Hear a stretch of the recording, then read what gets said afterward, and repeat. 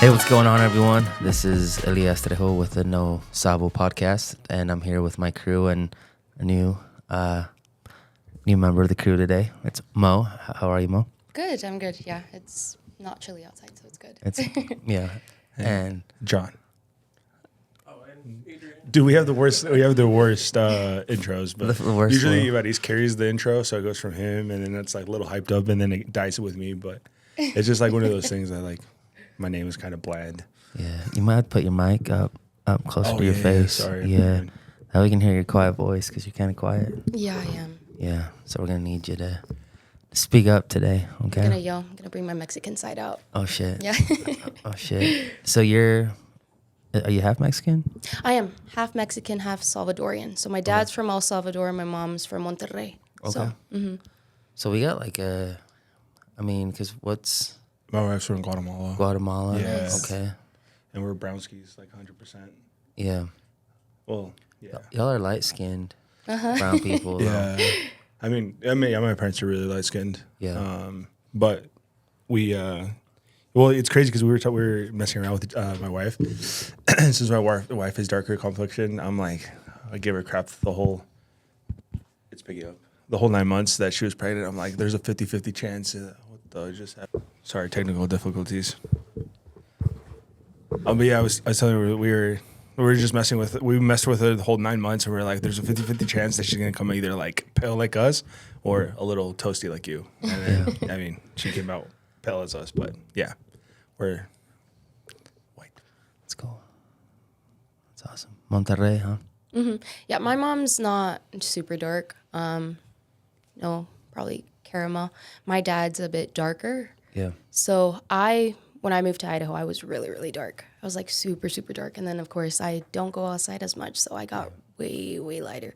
But if you compare me to my dad's like really, really dark compared to me. So same with my son. My son's a bit darker than me. Yeah. So What is it like having like two parents from different cultures? Because like I didn't think it was that big difference, and then until I met my wife's family. yeah, so it's a bit, words.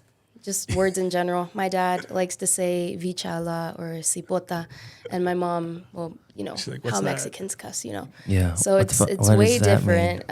Things mean different things, Yeah. and you come to learn that as you grow up. Because something that my dad could say is a cuss word, and my mom wouldn't perceive it as a cuss word. So Yeah. definitely a lot different, and the food, of course. Food Yeah. is great on both sides. I just came back from Guatemala, and it was such a not a culture shock because like it felt like Mexico, but it was like you said, the way they talk, they're like, sometimes they're so aggressive, but for them it's just like messing around. And then I'm like, maybe that's what it feels like on their end, like when we talk and we say some words, you're like, but for it's just playing around. We were, like, I guess, like where my in-laws are from, they're like an hour away from El Salvador, so there's like a lot of like crossover, and I was like, I don't know. I liked it. I think it was cool. And so it's funny because like my daughter now, she's learning like words. Like they call dogs chuchos, and I don't know why, but she knows chuchos, and she's like, oh, chucho. And I'm like, I guess that's what her life's gonna be. It's gonna be a mixture of both cultures, which is cool. But I think I thought everything was the same, like the whole. But I feel like it looks pretty close to the same. And I mean, I've never been in Salvador, but Guatemala looked like Mexico City, parts of it, and.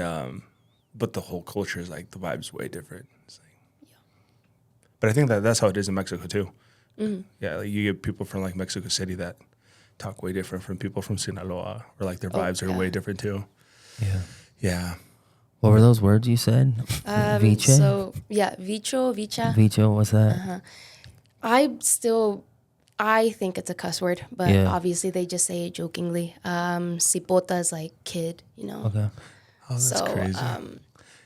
But my dad would always say it when he was joking around, like, cipota, ven pa acá. And I'm like, oh, okay.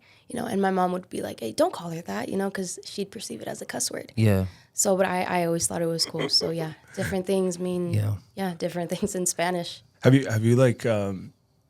been, how do I say this? Have your parents kept that like culture in your home? Like, as in like, I don't know. They've tried to keep that culture, like your dad with his food, and like, because like I feel like my parents try, but I think over the years like we've influenced them more in English. So like their traditions are a little more influenced through us. Is that something that?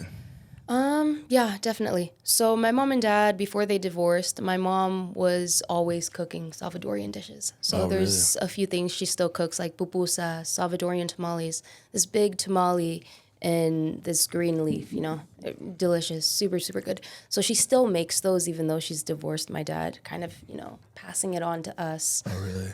I still don't know how to make it, but we still do kind of, I guess, show it to our kids just because we don't want them to forget. My son doesn't know very much Spanish, but he does understand it. So that's kind of another thing too. I grew up only speaking English, so I didn't know very much Spanish. So I learned very late into my teen years. But my dad, he only spoke English. And my mom tried speaking Spanish and she couldn't. At times, she would say, well, if you don't speak Spanish, then you don't eat. You have to ask me, joking. And I'd be like, oh my God, comer, please. So, but yeah, we still try. And I think it's very important just because I love where my parents are from. Just making sure we have those dishes, those crazy words, whatever it may be. And when my dad visits, he'll make sure to kind of tell them a bit about where he's from as well. Yeah. So, Does that, like, your dad only speaking English? Do you think that's one of those things that, like, he came here and he's like, you have to learn English, or how does that? I think it was more because of his job. So Gotcha. not much people knew Spanish. He'll speak Spanish, but he knows we kind of choose English. So that's kind of where his reasoning from, okay, I'll only speak English around them. Yeah. But he does speak Spanish, Yeah. So it's kind of Spanglish in a way. But like to his grandkids, it's pure English just because some of them only know English. Really? So On a daily basis, do you guys, like, what percentage of what you speak would you say is English? Because I'm a solid 98-9%, unless I'm speaking with a, Hispanic client that can only do, Spanish. But what do you guys, where do you guys sit? I think, which is crazy, like, I don't think we think about it, but, like, we're trying to teach our baby only Spanish because, like, I don't know, that's what my parents speak mainly, but it's like how do I explain? On my parents' side, we can't talk in English even fast because my parents pick up, which is crazy. Like, we can talk fast. We used to try to talk fast for them to avoid, like, not catching up, but same thing because of the work. They only speak English at work. So, like, on that end, we try to speak Spanish at the house, but sometimes we'll tell my mom or my dad in English and they get it 100%. But with my in-laws, they've been here way longer, so their English is, like, really good. So for them, we speak to them in a mixture of whatever comes out. So, and I feel like I have to switch to Spanish or switch to English when I can't say something, think of something in Spanish. Like, I'm trying to say something, like, coming across, and I don't know how to say in Spanish, so I'll just throw it in English. So, but with my wife, I think it's 50-50 with my wife because sometimes I'll just talk to her in Spanish. And then with my brothers, I think we mainly speak English. So I think from us, it's like a cluster of everything. Yeah. And I speak a little Guatemalan myself after going a week over there. What is Guatemalan? Bro, I'm mind blown how they speak to each other. Like, they use, like, hijo de gran puta a lot. Yeah. They Oh, don't yeah. mean it bad. He's like, or cerote. And I Yeah. thought that was bad. He's like, hijo de gran puta cerote. ¿Qué andas haciendo? And I'm like, what the fuck just happened? And you're like, you think that was, like, lower class because, like, high class. But no, this is high class people talking like that. I'm like, God damn, they're very vulgar. But Yeah. they have funny words. And, like, it's funny because my wife, when she hangs out with her family, she speaks Guatemalan. But when she hangs out with, like, us, she speaks Mexican. It's I think it's just for her. And it's so funny to look at her because over there, she even picked up an accent. They make this weird noise like "oi," like "what's up?" And I'm like, "What the fuck are you doing?" But it's awesome. really cool. It's really cool. I think it's just a mixture of everything, and I just give her crap because I think it's funny as fuck. Same thing as we talk crap on people from Sinaloa that they say funny words. But I think ours is just a mixture of whatever comes out. Yeah. I want to say I think in Spanish, but I feel like sometimes I catch myself thinking in English and speaking in Spanish and vice versa. So, like, Yeah. But my Spanish is not great like I think it is, because if I'm just talking to someone, like if I've never met them, bro, I feel like I sound dumb as hell because my Spanish is like, not there. But when I'm talking to my friends, like Coso and them, we only talk shit in Spanish. So it's like, it's easy to me. But I don't know. I think you lose that touch over time, no matter what. I was blown away when we went to the Mexican restaurant in Blackfoot, and he ordered, and it was like you hit me with like a he said refresco, and I was like, damn. But then he's like, puedo dar un refresco, un fountain drink. I was like, what? I was like, okay, that's cool. But I think that kind of speaks on like it's not just the same Spanish. Not everyone that's brown and speaks Spanish is Mexican, right? Like I think about Peruvians when they talk. It's like they almost have this like Yeah, I know exactly. kind of like a not like sad tone, but it like their fluctuation of how they speak kind of goes their pitch. Yeah, up and down the pitch. Yeah, that's a good thing. But yeah, no, it's kind of cool to just kind of see the differences, and even just in this room, you know, it's been cool, and even just you two, like hanging out with you two, your brothers, but like it's different here. The way they talk is different. So yeah, his even like the younger one, Alex, his Spanish. He says some words. I think it's mainly because of the practice. Like I tell you, like he no longer has to only speak Spanish to my parents. Mm-hmm. So I think it's just the repetition and understand. Because we went, I know he was probably young, but he still went to. When we lived in Mexico, he still went to school in Mexico, and I think that's where it made me understand like the if it's a female or male and like be able to understand. And so he a little bit, but then with my little brother, he doesn't know. He could say some weird words, and I know what he's saying, but his female and male don't make sense. Yeah. And but I think it's just cool because he still speaks it, he still understands, and he can still. I mean, us Mexicans love talking shit, so it's funny because he understands it, and I think that's like culture wise. I want to say like, man, we're good at talking shit, especially to each other, and just having a good vibe like with everybody. And I think if you don't understand that, like you're joking around. You don't really understand. You don't understand like what the culture is, because like you need to be able to, like I can go up when I go and film at houses and people are working. Like first thing I say, like I'm gonna say hi to them, or like I try to make small talk with Hispanics. I mean, Hispanics love to talk. Well, most of them, especially in the construction. So like you come in and they're like, oh, what the hell is this dude doing with the camera? Because a lot of people don't want to be recorded. And so you come in and you're like, I've had this a lot with clients that don't speak Spanish, and we go and filming a new house and someone's working. And then they're like, oh, hello. And I'm like, ¿Qué ole, cómo anda? And then they kind of just breaks that like that barrier. Yeah. And I don't know. I think that is a skill that you can't just teach someone. You have to kind of like live it to be able to. I don't explain it. That's what I was telling you when we were talking about expanding. I was like, I don't know if it's a bad thing, but I need to find someone that speaks Spanish, English and Spanish, but not just speak Spanish, because I know you could learn Spanish if you didn't, but you need to understand it. Like, I need someone to be able to make someone comfortable in Spanish. Yeah. And so I think that was very important for me. And I don't know what part of how you would classify that in culture-wise, but that's something that's very hard to learn, to like be able to communicate with someone to that level. So yeah. But yeah, I do want to ask you, because you do real estate full time. Yeah. How has being obviously Hispanic, is it like, how has that been for your business?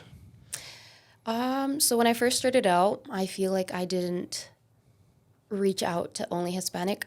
As I kind of started getting into the flow of things and knowing who and what I wanted to be, I felt like it was a bit easier to connect with my clients, just because as a Hispanic, we don't really trust as easily, and I kind of get that part just because you live it, you live that. My dad wasn't very trustworthy. He was, he wasn't the type to ever trust banks. Mm-hmm. So he'd have, like they say, mattress money, he was that type. He would save his money in a safe or wherever it may be. And if he were to go buy a house, oh, well, I have this. Oh, well, we can't do that, Yeah. So it was definitely, I wouldn't say difficult, but challenging to kind of maneuver into how to talk to them, just because I felt like I needed to present myself in a way, but I just really just needed to be me.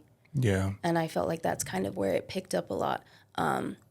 When clients realized I'm just, like them, I'm a Hispanic, just helping my Hispanic community. It became a lot easier. People weren't so scared to reach out. They weren't terrified to ask questions. So it definitely became easier just being me and showing that I was there for them. Yeah. So, I just always use Noel because he's been on the podcast and he's a good friend. But I always tell him, we always trying to come up with like a marketing plan. But I tell him like, you need to remember that you have an advantage over most agents. I'm like, you have 2 markets you can work with, and yes, like you just mentioned, Hispanics, I feel like we do have trust issues. And if you can relate, going back to like saying hi to people and showing up to a job site and making them comfortable, I feel like you have always that leverage above someone that, yes, they can go with any agent. And yeah, they could probably do the same job, but that confidence that just like, oh, I'm going to go with him because he speaks Spanish. And when my parents first bought their first home, because we lived in a mobile home our whole life, when they bought our first home, they did the exact same thing. And this is kind of going opposite what I'm going to say, I've been saying, but they went with an agent that spoke Spanish. But I feel like she just spoke Spanish. She wasn't Hispanic, if that makes sense. Like, and so when they were trying to buy a house, it was more of like, no, these people don't know anything. I'm just going to try to get them into a house. And now me in this time understanding the market, I feel like what she was trying to do is trying to get us into her listings to probably double dip. And so there wasn't a lot of the houses my parents wanted were never available. And I thinking now, or someone always beat them to it. And we're talking about a market, 12 years ago? Yeah. And I'm like, now I'm like, this was probably like the commission wasn't there. So they had a terrible experience with this one Hispanic agent. So they moved to an agent that spoke nothing, like no Spanish. And I don't even know, we were kind of the translators at the time for them. But for some reason, my dad would be able to communicate with his agent, and he got them the house that they thought they would never be able to own. And so for my parents, they went with someone because they thought they could trust Hispanic. But that's what I mean, that you can't just speak Spanish. You need to be able to like understand the culture and be able to help your people. So I think that's like a huge thing in the mix, I guess. So I get called out for not being Mexican. Where you do come from, like kind of 2 different cultures, like how do you like view yourself as? Do you view yourself as, you know, American? Do you, because when I say I'm American, people are like, psh, but it's usually the brown people that are like, no, you're not. You know what I mean? But like, how do you view yourself and like your relationship with like our country that we're living in? You know? I always say I'm proud to be Mexican Salvadorian, but I am also American, Yeah. I'm grateful for my parents for what they did. I'm sure anybody who isn't or hasn't lived what I have lived will understand what I say, especially with everything that's going on, they'll throw anything at it. But I'm grateful that my parents came here and they didn't do it legally, which, I'm not going to bash them for it because I'm here. I'm living the life that I want. I had these opportunities. My son now has these opportunities. And my son had a speech impediment, So, and there was great access to him and get him the help. And he's the smartest kid ever. Yeah. And it was all because my parents they made a sacrifice. They sacrificed not knowing what was ahead. So I will always say I am a proud Mexican Salvadorian, but I am also American. So. Yeah. I think, how do you feel? Because I think sometimes we alienate our own selves in our own head. Like we don't feel like this is home for us, I feel differently. Like I feel like I have just as much of a claim to this country and as anybody else does. Doesn't matter, background, race, color, or anything like that, but like, how do you feel? Because you talk about opportunity, which is really cool, which I think is what this country is about. It's about opportunity. And I think if we still carry that with us and pass it on to our kids, they don't forget that. But I think sometimes, and I think of white people, but it happens with brown people too. Like if you're a first generation person, you saw the struggle, you saw the battle. But sometimes if you have a successful parent, it's hard to follow that up sometimes. You know what I mean? I'm curious how you feel about like just your overall, how you feel here. Like, do you feel like this is home? Like, do you call this home? Like, yeah, so I've never been to Salvador. I've always wanted to. I've always been very iffy just because as I was younger, I was very, okay, I'm American. I wasn't, and that goes a lot because my parents, spoke English to me. So as I grew and started learning more about my culture, I fell in love with my culture and where my mom and my dad are from. So, I mean, yes, I'm at home. I'm grateful for where I'm at. I'm grateful for the opportunities, and I'm sure my mom and dad can say the same thing. But I would feel the same way about, you know, if I were to go to Mexico again or El Salvador, just because I'm alive, I'm well. You know, I always think about the ups more than the downs, Yeah.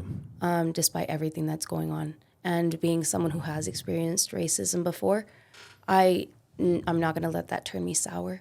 Yeah. So I'm always going to make sure that I'm the better person. I'm uplifting people because I feel like that's kind of my purpose. Yeah. I think it's easy to get angry, you know, and then feel like the white man is trying to hold you down or whatever it is, or that every white person doesn't like you. But yeah, I think it's all a mindset. So that's a good mindset to carry. Yeah. So All right, we're good. Do you think we had and I'm going to say viral for us because, I mean, we don't, some clubs get traction, but we had a club that I mentioned that at times we don't feel, people here don't accept us as Americans, but Mexicans don't accept us as Mexicans. So we're kind of the limbo in between. I feel that sometimes culturally, if that makes sense. Someone says like, hey, have you seen so-and-so show? I'm like, bro, I would grow up watching novelas with my mom. Or, do you know this thing? I'm like, Mexican, raised Mexican as be. But in Mexico, I feel like I don't know anything either. Like, so I feel like in the culture, like I'm always in the limbo in between because I want to be from here, but I also feel like I'm not from over there either. And people view me from over there. I liked living over there because you felt like you were living it, but also they like, oh, you're American. And you're like, well, I'd never felt that before because people don't usually label you as American here. You're Hispanic. Even when you fill out something for school, like, what race are you? You go fill it out. So I think a lot of, especially like us first generation, we feel that in that sense. I think it's a little bit more different because you have two other cultures that you're from. But I think like it's hard to be in that middle, and if you're not in the first generation, you don't really understand it. You know what I mean? What, like, has there been? How do I say this? How do you feel about that situation? Like, what are you on the same page or like? At times, I feel like at times maybe. My mom still reaches out to, you know, her mom in Mexico. So my grandma still lives in Mexico. So, and my grandma, even though we only, you know, speak English, she still says, you know, we don't sound too American when we speak Spanish because some people do have accents. You do have, and you hear it all the time. I know I tell my boyfriend Adrian all the time because he learned Spanish he was pretty older. So he sometimes has an accent when he speaks Spanish. Yeah. But you do get called out for it. Yeah. So you do get called out for it. I think it just becomes a point of how do you feel in that situation, you know, within yourself. I feel like I will always, no matter what anyone says, I will always be Mexican, Salvadorian. That's, you know, that's who I am. But I am also American. Yeah. So regardless of people who don't think I am, you know. So, but yeah. I like that perspective. What about you? What do you? You're. I feel culture. You're in the same limbo as we are. yeah, I never really grew up going to. I think I've talked about this. I went to Mexico once as a kid, and that was for a funeral. So I didn't really like get experience like, you know, how my other primos did. My dad just didn't want to go back to Mexico after my brother died. So but the Hispanic, the Mexican culture was strong for us because it was all about, at least for us, and like it's family, right? It's familia. So we spent a lot of time with family, you know, a lot of music, a lot of great food, a lot of, you know, I was a kid that would fall asleep in the bailes, you know what I mean? And then I eventually, the double chair kind of and then eventually I became the kid that grew up dancing with my sisters and just whoever, you know, all of that. So that was a big part of me growing up. Now me as a 40-year-old, it's different, right? Because, you know, my family, my parents passed away, my sister passed away, so we're more just to ourselves, you know what I mean? But it's still, you know, that family thing. When I talk to my kids, you know, yesterday we had a conversation about my boys have an opportunity to go to Italy to play soccer, you know, and it's something I'm thinking about, and that would require Jacoby to go to high school there. My biggest thing was, you know, my family made sacrifices so their future generations could have a better life, and because it's the generation above me, I have that same mindset too, where I want to do whatever I can to give my kids a better future. But it was that conversation of, to have a better future, to do the things that most people can't do, you got to do things that people aren't willing to do. And when you're kind of faced with that idea or thought, do we uproot our lives to go to a different country to better the lives of our kids? It's like, damn, like that's what was happening on the other side, you know? So I think there's similarities. It's hard. Obviously I married a white girl, you know, from Idaho. So she's got her own, you know, culture background. So my kids, like you guys, you know, Salvadorian, Mexican, you know, your kid has got some, you know, Guatemalan and, you know, and different things. And so it's one of those things where it's like, you know, this is America, right? Like this is what it looks like. And it's kind of cool to see, but yeah, being first generation is interesting. And I've just embraced that America is my home, because like, this is where my business is. This is where my parents are buried. This is where I'll probably be buried one day. So it's like, I don't see myself as a guest here, you know? And I think too many people of our culture don't fully feel this is home, even though it's home, if that makes sense, you know? But the politics, the stuff we listen to, you know, I think about Univision growing up, Telemundo. I think that was very left-leaning media, like, looking back now. And we don't really have right-wing media in the Hispanic side. So it's kind of interesting to see that, like, the reason that most Hispanics, and it's almost 50-50, vote Republican is not necessarily based on what they're watching, but, like, where they're coming from and where they live. Like in Texas, you're from that Texas area. I was shocked at how many Hispanic Republicans there are over there. But I think sometimes we forget that, like, when you break down, and I know it's different and every side breaks each other down differently, but Hispanics, they are very conservative, religious, you know, they're family based, they like their guns, they like, you know what I mean? So it's like, it's interesting to kind of see the dynamics of that.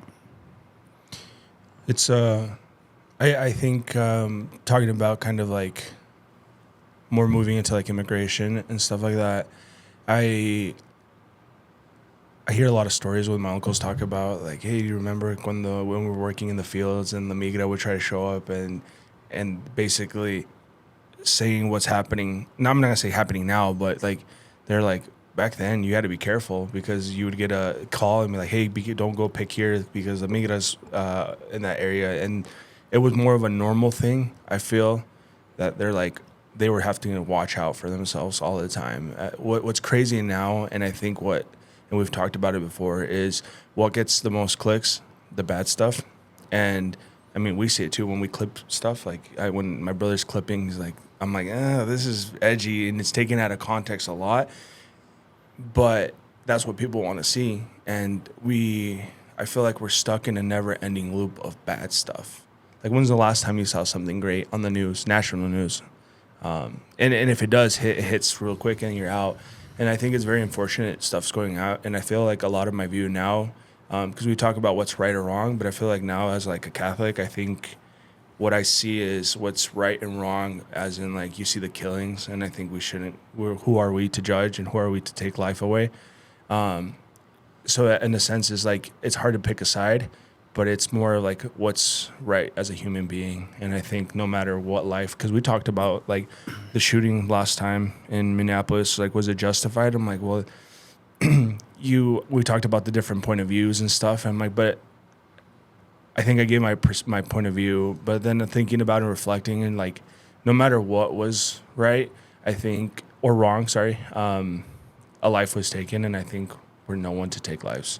And man, I there's a situation here, just being as a human being, like there's a situation that just happened. A little boy passed away because of cancer here locally, and that broke my heart, and I don't even know them, like that like broke me as a father. Like I was telling my wife, I'm like, I don't know why this makes me so sad.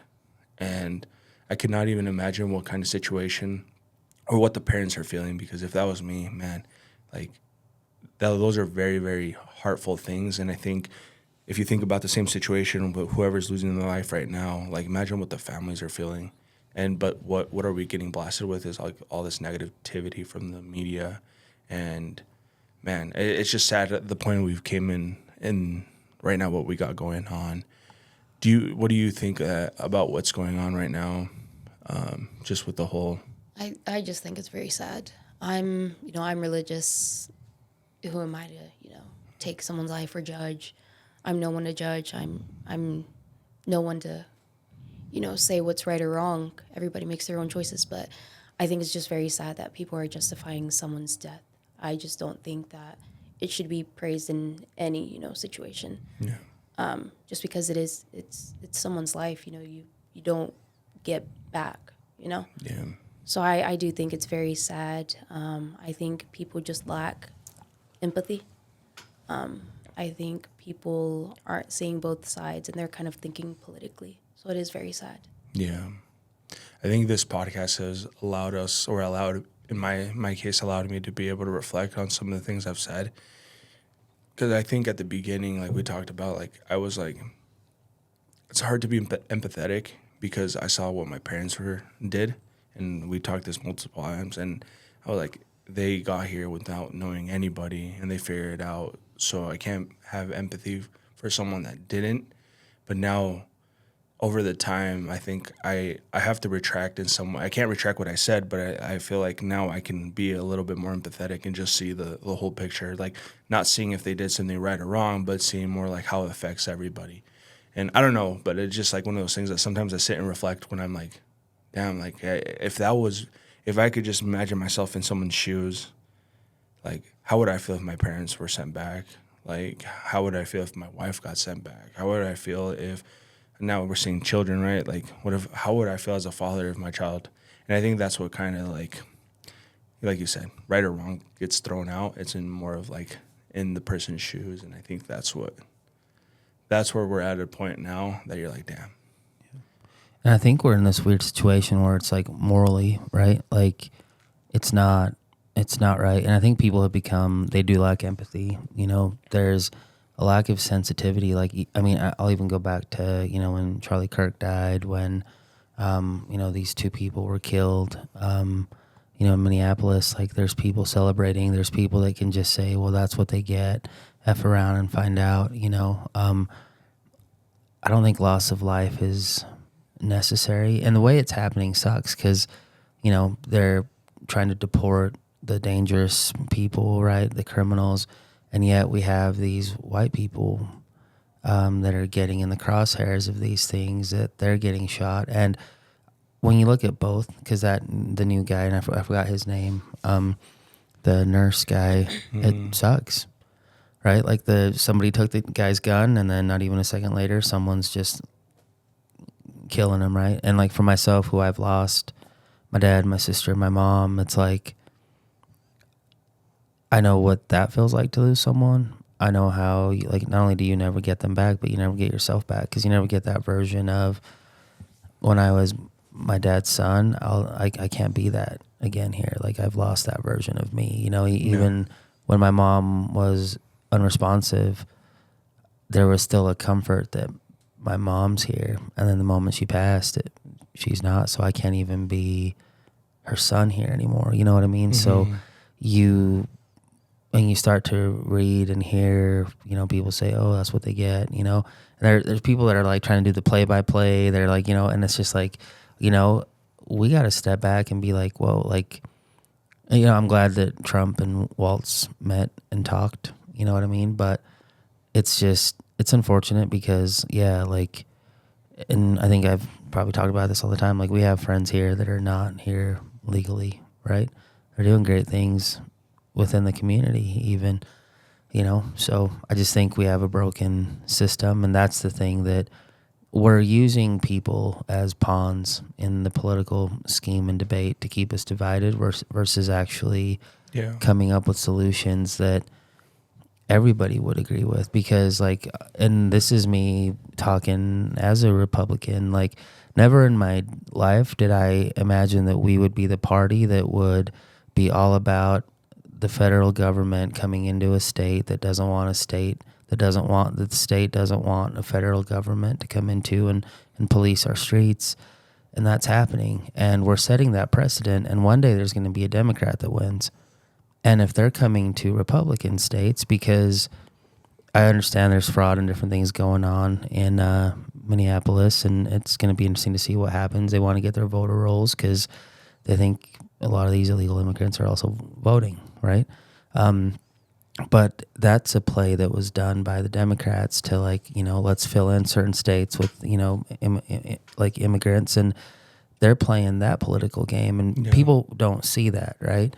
And now you have this going on. So I'm worried about the day that a Democrat comes into office and says, well, Trump did this, so we're going to do this. Texas has more illegal immigrants than Minnesota does, but we're not necessarily going after that state. So it becomes weird to the point where, like, if a Democratic president was infiltrating Idaho and our governor was saying, we don't want you here, and the mayors were saying, we don't want you here, that would almost feel like the federal government is overreaching in a state's independence, And that's where, for me, I just stepped back and I was like, this is not what we want. We want as states to be able to govern ourselves. We want the federal government there to be small and not overreach. So it's weird what's happening, right? But yeah, nobody should be dying, and it is, and it goes back to protesting is okay, impeding and being a vigilante is not. The dude had a right to carry a gun.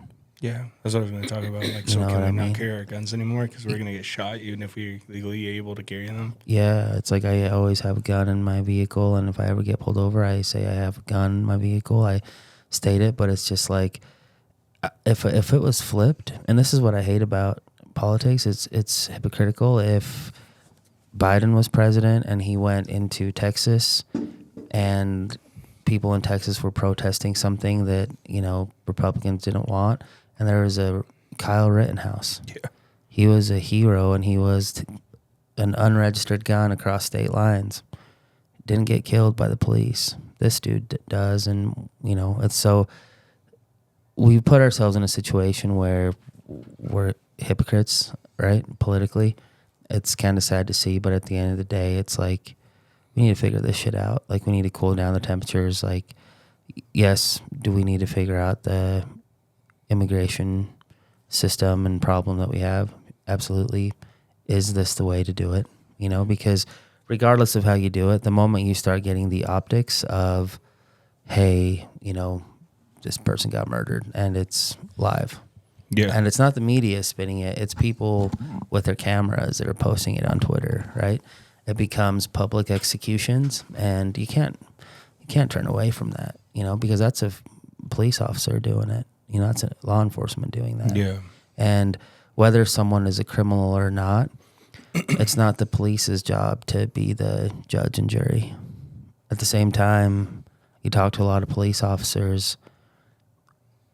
If there's a gun, if there's a struggle, if there's anything, you're in such a high alert that those split-second choices are your life or theirs, and they operate it in that way. It just sucks, though. It sucks that that's what we're seeing and that's what's being played, because there's a lot of, and I don't remember what protest it was, but they were trying to make the protests in California look like they were all violent, and, when most of them weren't. You know, Oh, yeah. I think it was several months ago. It was like, I think the Cinco de Mayo. It was Yeah. yeah. Yeah. So Yeah, I was seeing the I don't know what they call themselves now, but it's still the Black Panthers. I don't know if you saw that. They're basically saying that like they're the new generation of the Black Panthers, but they don't stand for the immigration part. So I was like, that made for me no sense. I don't know if you saw that. But when the BLM thing was going on, you had everybody on the whole thing. But for this, they're just out there for propaganda, but not. yeah. That blew my mind. I was like, what the fuck are we even covering this for then? Like, So the new Black Panthers and the old Black Panther disagree on immigration policies is what's happening. The old Black Panthers don't want to fight for illegal immigrants. They want to fight for their own, which it makes sense. That's what they were established for. It's cool that the new Black Panthers are wanting to support illegal immigration, I guess. I don't know. It was interesting when I saw that. yeah, that was like, yeah. I have had to kind of like check out from what the fuck's going on because, yeah, it's sad and there's a lot of, but people are fucking, the comments, like even the ones here, are just like, what the fuck is going on? Like, Yeah. some people are fucked up in the head because like I'm like, and I mean obviously people type stupid shit and they're like, well, there's no accountability. That's my favorite word of this year, accountability. There's no accountability. Nobody's gonna go to your house and fucking smack you. Yeah. But if you're just and we talked about this before also, like, man, if you're just a good person and overall you try to do right and then that's it, like, I don't know, you don't really have to worry about anything. Yeah. Like, yeah, you mentioned that you had like a racist, like you how do you word it? Like you had not racism. Have you She's experienced racism. Yeah. You think about how miserable that one person or the people had to be in order to be able to like say something, do something, like, and we've talked about it before. Like one time we were coming out of the gas station and I was with two guys that were, dark as charcoal, but like there's this old guy started yelling some slurs, and I'm like, bro, what the fuck? Like, what? You must. And I talked about Elias, and he's like, just people are like that, and I'm like, it just makes no sense. Like, let me go out of my day to say some dumbass shit to someone, and like, well, what are the consequences? You smack the old dude, and then you're in trouble for something that he said, and so like, it's just like being like, oh, you're a good person. You're like, you can have empathy for the dude and be like, dude, your life must be that fucking shitty that you got to go out of your way to. Yeah. It's just a weird time we live in. And things like that for me. So I grew up brown, Mexican. in Blackfoot. In Blackfoot. I was Catholic. I wasn't Mormon. I didn't have, I always say I had messed up teeth. I had parents that didn't speak Spanish, you know what I mean, or just didn't speak English. So early on for me, it was like the stuff I would hear, the comments I would hear. I remember playing basketball and a kid from the other school called me a spick, you know what I mean? Early on, I was just like, I don't really give a fuck what people say, because like the stuff that they say, rumors, the things that they spread, the things that they talk about, that says more about them than me. So why would I base my mentality, my mood, my attitude, whether or not I'm going to have a good day or a good week based on someone who is ignorant and someone to me that is no better than a piece of dog shit in the park? You know what I mean? Yeah. So like, I've learned to really just like, hey, like somebody won't do business with me because I'm brown or because I'm a Raiders fan. It means the same shit to me. Like, I bet it's not the brown thing. I don't care. It's the Raiders. Yeah, I don't care. And that's the thing that I've just learned to just kind of be just like, just that it just says more about them. And then even I tell my kids, like, you might hear something, right? You got brown eyes. Like my wife gets, she took the kids across the street when we used to live at this house in Groveland and Blackfoot, and our neighbor was super cool and said, yeah, just bring your kids anywhere. Well, the other lady that lived down the road saw us, and they're like, are you babysitting those kids? Like, you're not supposed to bring them here. Like, kind of like, and she sees and senses it, you know? So she Yeah. gets very defensive and like, and I just tell her like, you just gotta, the moment you can start to find empathy and understanding to the hateful people is the moment that you've won. It's like, oh, you know what? What's that line that Jesus said, the bar he dropped, like something like they don't know what they do or something like that. Like, I'm not that religious. I can recite stuff. yeah, but it's like, but it was cool because he was on the cross and he was basically saying like, Father, do not punish them for they not They don't know what they're doing. Yeah. Yeah. I know. What And you're it's the talking same mindset for me. It's like peace. But I'm not gonna put so much weight on it that it's just like, damn, you know what I Yeah. mean? Like, it is what it is. So about. Yeah. Damn. This one was. We got deep on the things. I mean, anything on a brighter note? Anything that the topic that you want to touch on? yeah, you have any questions for us? Like, I mean, I don't know. UFC probably. Oh my gosh. yeah, You watch UFC? I do, yes. UFC. Hell yeah. That was crazy. I mean, Shout I'm out a to big Paramount. UFC fan. I wasn't. My brother, so my oldest brother, I have 3 brothers. My oldest brother did MMA. I wasn't a big fan of it at that time because there was blood and punching and lots of punching on his face. And now my younger brother fights. So he's actually going to be fighting at the Mountain America Center Oh, nice. on the Oh, dang. 6th. Cool. So he'll be fighting MMA. And that's kind of when my brother got into, kickboxing and MMA is kind of when I kind of, fell into it. Yeah. And I mean, I love the sport. I wouldn't do it personally. You couldn't pay me anything to have someone punch my face. But I mean, my brother loves it. He loves getting punched. He broke his nose a couple times and he's happy about it. So, Damn. but yeah, anytime there's a fight, I know there's a card coming up this weekend. It's going to be really good. So I'm a big Diego Lopez fan, so I'm really Yeah. excited for that. awesome. But I'm big on UFC, somewhat big on football. So, yeah. The Paramount is huge. right? Oh, yeah. Yeah, Except for all the ads. I mean, but I'd rather the ads than Oh, yeah. what was it, like 80? It was like 80 for it. yeah. So, Yeah. but I mean, it's really nice. It's Yeah. really nice to have. The fight card. I love the last fight. Some of I feel like Rose. I did not like that fight. Mhm. That's like the second time Rose has been in a fight where it's been like, damn, like. Yeah.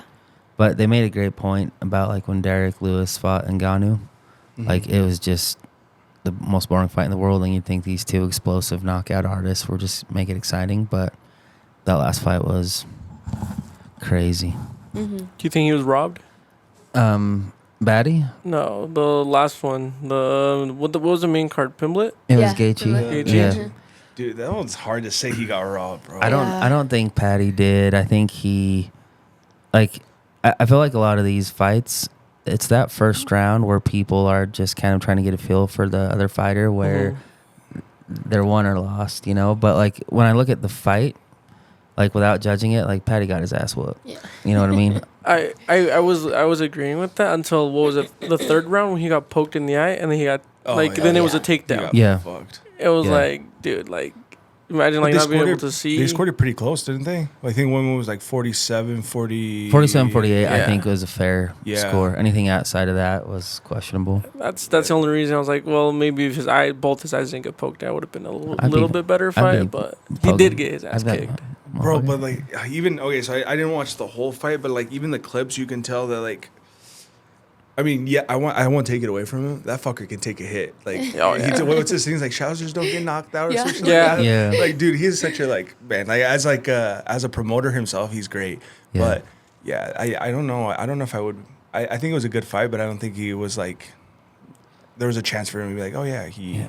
I wish they would have given him maybe 1 or 2 more fights before the big fight. Yeah. Just because, but the cool thing about, I think, the fights, and Gaethje's a perfect example because he got his ass knocked out by Max Holloway, right? Yeah. Like, in the fight game, when you're fighting, whether it's elite fighters or fighters in your level, take the loss. Don't be a Mayweather and avoid the big fights. Like, Yeah. take the loss, learn, and come back. And I think that's what Patty will do. Like, I think he's going to... I love fighters like that. Like, he'll talk a lot of shit, but then, like, if he loses, he's going to... I think of Canelo, right? Every time he lost, I'm just like, that badass. Like, Oh, yeah. I want to lose like that guy, right? Yeah. So, yeah, what do you think? What are your thoughts? I definitely thought about that eye poke. That was deep. That, That was was in a there. hard one. Yeah, that's what she The said. first eye poke, and then he got the other eye poked, and then the takedown after. you know, when you look at it, he looked stunned, and you thought it was because he got punched. It was because he got his eye poked. Yeah. I wouldn't say that he got robbed though. I do Yeah. think he got his ass whooped. He definitely took Yeah. a beating. He did not get knocked out. Like you said, Scousers don't get knocked out. There's a clip of it all the time, you know. Yeah. But yeah, he definitely got rocked. Yeah. Absolutely. I wonder what the payout is for like a fight like that, because I think that was a pretty hyped up. Like, he's a great promoter for himself. Like, I'm telling Yeah. you, and I feel like that's why maybe they get put in these fights that you're like, maybe they're not ready for it, but bro, they can make a show. Like, I just wonder what the payout, because right now they're I forgot who released it, but it was like saying that they got a payout for a bonus for $3,000. And then I guess Dana White was saying that the lowest one was 5,000, but then this letter came out saying he got a 3,000. I'm like, I do wonder what their bonus is like after. Yeah. I have to look. I haven't looked at the payouts for this one yet, but I'm curious to see how different they are. Take a couple eye Yeah. pokes for a couple 100,000, maybe. Yeah. Like, And I don't mind the ads at all. Yeah. You know, I just hope that they start paying the fighters more money. Yeah. I wish it was almost like the NFL where like 50% of the revenue goes to the fighters. But like, okay, so like I watched the Nelk Boys. I don't know if you know Nelk Boys at all. Nope. Ah, damn. Well, they're huge in the UFC. They're like best friends with Dana, but they talk about a lot about the pay structure. But I'm gonna use your brother as an example. Man, if tomorrow he gets a call like come fight for the UFC, I'm sure because he loves it, he's gonna take whatever amount Oh, they give absolutely. him, right? So like, yeah, I always think about that perspective. I think boxing has fucked up the system so bad because we see these massive payouts on the highest elite levels. But you're talking about the kids that are like amateurs and stuff. I think it's the same thing. Like I think we see the really really top, and we try to compare it to every other sport. Yeah. Well, I mean, we got basketball. I could see why, but. I mean, if you think about it, you're someone that's trying to get to that level, and they come and offer you just the opportunity itself. Like, no matter what they pay you, if someone's paying you 100, what's the usually payout for a fight? It depends on the fighter. And the UFC will have some of the fighters under contract for a certain amount of fights, so they get that no matter what. But Yeah. some of the fighters now have earned a percentage of pay-per-view buys and things like that. Yeah. So I mean, imagine that. Even just getting like a salary for a contract. Like, I think that's the dream, right? Any fighter, just to be able to fight at that level. But also, like everything, money is a thing that once you get it, you want more. Who are some of your favorite fighters? Alexa, definitely for females. Other than that, I don't know. I mean, Jing Wei Li is really good. Yeah. My girl, Yeah, Valentina Beer. only those two girls. I feel like everybody else. I feel like their fights are kind of boring. You know, it's not much hit, more let me hug you, which isn't bad. You know, grappling and all that's not, it's hard, but I feel like most of the fights consist of that. I'd say I'm a big Diego Lopez fan. Yeah. Absolutely, and Pereira. I love Pereira. Love Yeah. watching him fight. Chama. Yeah, Chama. Yeah. So, but those would probably be my favorite fighters. awesome. Absolutely. Yeah. It's cool. Do you think Sean O'Malley fell off? No, I don't. I thought this fight was going to be, bad for him, but he did really well. I mean, Really, really well. I feel like he's like, Right? I don't even know. He's so unexpected. He's fluctuating. Yeah, like I love him, but I just sometimes you're like, you think he's gonna do great, and then just what Yeah. the fuck? Yeah. I think, guys like Peter Yan are just difficult matchups for him. The reason this one was great was because he was willing to stand up, and I mean O'Malley had the reach and height advantage, so he was gonna piece him up all day, But yeah, you put someone with O'Malley that's like, I'm gonna take you down and then beat you down there, then he's in trouble. Yeah. Hey, that's one of those things. I feel like I fall in love with the fighter because how they are like off of the fighting. And Yeah. I think that's where I connect with like O'Malley. He's like good friends with the Nelk Boys, and I think I love watching them interact and do stuff together. And I'm like, and I don't even remember what he looks like fighting. Like, it's just like the whole, it's awesome. I like UFC, but I'm not so into it as in like the fighting sport. I'm more into it like in the back end, like, which is weird. Like, I don't know. But I love the fights, man. It just takes me back to when I was a kid watching boxing with my dad, and we'd watch UFC. My favorite fighters are starting to get old though, like the Gaethjes, Dustin Poiriers. I used to love Cain Velasquez. I got to interview Cain Velasquez, Nate Diaz, Cowboy Cerrone, all these people. But I'm loving a lot of the newer, younger guys. And I mean, You know, Pereira isn't young. He's almost 40, but it's been cool to like watch him do what he's doing. The thing that bothers me right now that I wish UFC would stop is like the double champ, where like the champion goes up to one weight class. It's like, stay in your damn weight class. You know what I mean? Defend it. Like, but is it Volkanovski and Lopez this weekend? Yeah. That's gonna be so good. Yeah. I got to meet the Pitbull. I forgot what was his real name. He's Russian, huh?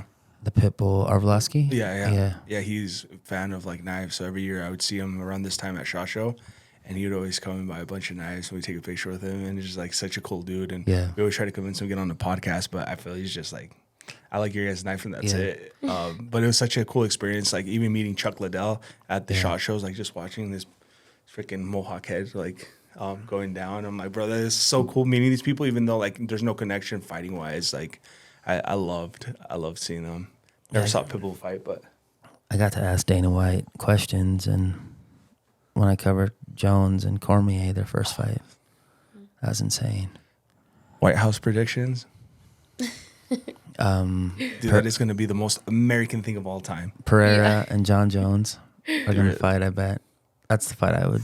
But I don't know if Dana's going to put Jones in there. I'm excited to watch Gane and... no, that fight already happened, didn't it? Did Cyril Gane and the English heavyweight champion? I'm not sure. This guy. I don't watch it that much. Oh, Maybe it didn't Damn. happen. Maybe it did. We're Now, fake now I'm UFC drawing a fans. blank. But, yeah. what I can say though, I feel like in the past, I don't know, for me at least, the last maybe 3-5 years, UFC has been one of those things that like has not been so underground anymore. Like it's been more mainstream in my perspective. Just seeing them like kind of Dana White just marketing himself all through different platforms. And it's cool because I started watching more UFC because of the Nelk boys becoming friends with Dana White, and he connected them with the president. So like it's just a full circle. And hearing the cool stories of like Dana himself and how he built everything is like awesome. For me, it's. Yeah. But damn, we're gonna have to watch.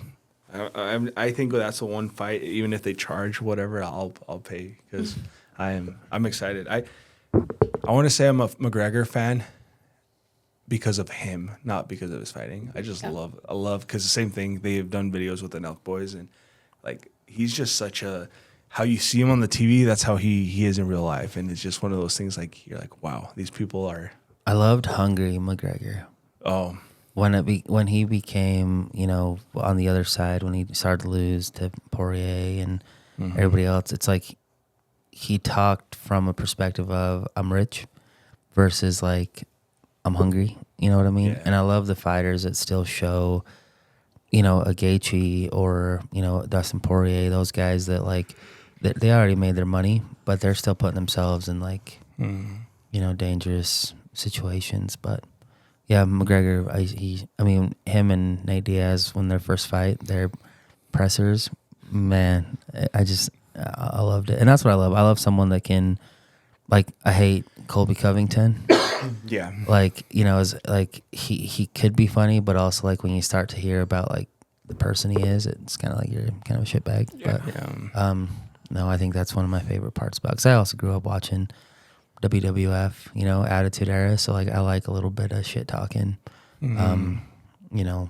But you just as long as you're entertaining, you know. That's why I hated watching. Khabib was fun to watch against McGregor because he wanted to kill him, but I just hate the Dagestani type where like all we're gonna do is just wrestle and be on the ground. Like Yeah. I want somebody's head, like Jiri and Alex Pereira, their stare downs before the fights. I was getting sweaty and horny. It was weird. I didn't know what was going on. I think with the like his Dagestan, I feel like it lacks like emotion. Like Yeah. I feel it lacks that. Like yes, they're badass, and I feel like people like that, but they don't like. It's always missing something. Yeah. And then I'm gonna go back. You guys, if you guys need to watch these guys. Like they've done videos going and train with in Dagestan. Like that's how like in touch they are with the UFC, the Nelk boys. Like they went and did training with Khabib and stuff, and so you're like you kind of see how fucking intense these guys are. And they take this sport. I think they take it as like a life changing moment for them, and so they try to take it. I could see why there's not a lot of fucking around and like doing the show, but like we're built to see that shit. Like we're built to see it. McGregor throws a whole marketing thing for his next fight and he loses. I feel people are still excited to go and see him, and like I love the whole commotion behind it. I wish they would walk out with artists though. Like I think that's badass. I understand why they don't, but bro, Tekashi with Jake Paul. I didn't even care about the fight, but dude, just walking out, greatest walkout of all time, by the way. No, I don't know. To Canelo and I don't Santa think Fe. about greatest. Well, Nobody's asking you. no. Yeah, No. but yeah, that's all I have. Well, thanks for being on the show with us. Did you have fun? I did, yes. Good. Well, we're definitely gonna have to ask you to come back because I feel like there's a lot to talk about, but we hit that hour pretty quick. I know what we got pretty deep today, which is cool. So you down to come back for another one? Yeah, absolutely. Cool. Sounds good. Next time we'll talk about the Super Bowl. Oh yeah. Damn. What do you mean next time? It's Sunday. Quick predictions. No, it's next No, Sunday. this Not is this one, for- but the next one. Sunday. But Oh, let's put our predictions. Seahawks. Yeah. Oh, We're now winning. all of a sudden everybody likes the Seahawks. Yeah. No, I told Adrian, I'm like, bro, stop fucking asking people who every time we were going to film with someone. Yeah. He's like, oh, so who's your football team? And I'm like, bro, stop asking them. Nobody's gonna be a Seahawks Well, fan. I don't ask him if I'm a Seahawks fans. That. What's his name? Dave. He's Oh, a Broncos fan. I was like, oh, Bo Nix got hurt and everything. We were talking about it. But like, I was just yeah. I say it's like a funny thing because I'm like, you're not gonna find a Seahawks. Oh fan. yeah, no. Like, I'm like, you're not gonna be like, bro, I can't. Which wait is till Seahawks. crazy because like half my friends are Seahawks fans. There's Yeah, like you guys 8 been of us that hiding. are. They were like eggs being like covered by their mom, and now they're like, oh, we're all Seahawks fans now. I got 27-17 Seahawks. Really? I think it's going to be kind of tight, but I think at the end of the day, it's going to be the offense of the Seahawks that carries them. But because Patriots have a good defense, but the defense of the Seahawks is going to cause some turnovers, and it's going to get ugly. Because I think the Patriots would have lost to the Texans if they had an offense, and I think the Patriots would have lost to the Broncos if they didn't have a backup. So I think the Seahawks are coming in full strength, and it's going to be maybe that first quarter is a little bit tight, but after that, it's going to be all Seahawks. Fuck. I have no Yeah. predictions because I don't watch football enough, except the Super Bowl. What do you think? Yeah, most likely Seahawks. That game with the Rams, I was sweating the whole Yeah. game. It was. Yeah, you were annoying sweating too. Yeah. It You was want to fucking airdrop it on the TV. I was trying. I couldn't. And there was like 10 seconds left. So I was like, Yeah, but the most important 10 seconds. But well, we'll see we'll see you guys one more time before the Super Bowl. So we'll be able to get our predictions in right. this weekend now. Yeah. All right. But thank you guys for watching, and thanks for coming on the show. Cheers. See you guys.